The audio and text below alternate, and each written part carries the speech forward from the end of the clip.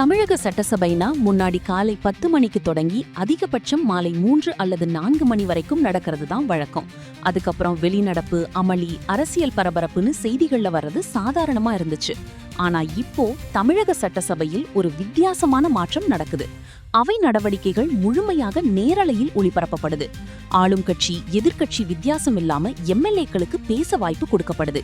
இதனால் விவாதங்களும் விறுவிறுப்பா நடக்குது. கேள்வி கேட்க வாய்ப்பு கிடைக்காத எம்எல்ஏக்களுக்கும் சபாநாயகர் ஜெயஸ்ரீ பிரபாகர் வாய்ப்பு கொடுத்து தொகுதி பிரச்சனைகளை பேச அனுமதிக்கிறாரு. இதனால் தினமும் 30க்கும் மேற்பட்ட எம்எல்ஏக்கள் தங்களோட தொகுதி கோரிக்கைகளை நேரடியாக முன்வைக்கிறாங்க. சிலவற்றுக்கு உடனடி பதிலும் கிடைக்குது. இதுக்கு முக்கிய காரணம் அதிகாரிகளோட ரியல் டைம் வேலை. ஐஏஎஸ் அதிகாரிகள், துறை செயலாளர்கள் அவையிலேயே இருந்து கேள்விகளை குறிப்பெடுத்து உடனுக்குடன் தகவல்களை பெற்று அமைச்சர்களுக்கு வழங்குறாங்க. அதனால ஒரு கோரிக்கைக்கு பதில் வர மாத கணக்கில் காத்திருக்க வேண்டிய நிலை மாறி ஒரே நாளிலேயே பிரச்சனைகளுக்கு தீர்வு காணும் சூழல் உருவாகுது. இதன் உச்சமா நேற்று காலை 9:30 மணிக்கு தொடங்கிய சட்டசபை கூட்டம் இரவு 7:13 மணி வரை தொடர்ந்து நடைபெற்றிருக்கு. இடைவேளிகளை கணக்கில் எடுத்தாலும் சுமார் 10 மணி நேரம் அவை அலுவல்கள் நடந்திருக்கிறது.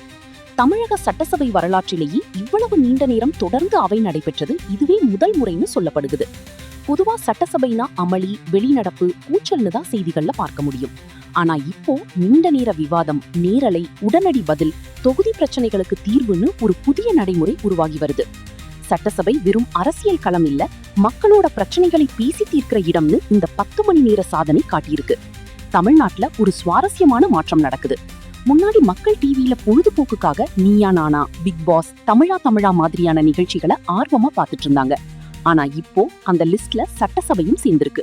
தமிழக சட்டசபையில நடக்கிற காரசாரமான விவாதங்கள், அமைச்சர்களோட பதில்கள், எம்எல்ஏக்களோட கேள்விகள்னு சட்டசபையையே மக்கள் ஆர்வமா பார்க்க ஆரம்பிச்சிருக்காங்க.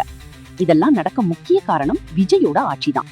பல வருஷமா இல்லாத ஒரு மாற்றத்தை இப்போ சாதிச்சிருக்காங்கன்னே சொல்லணும்.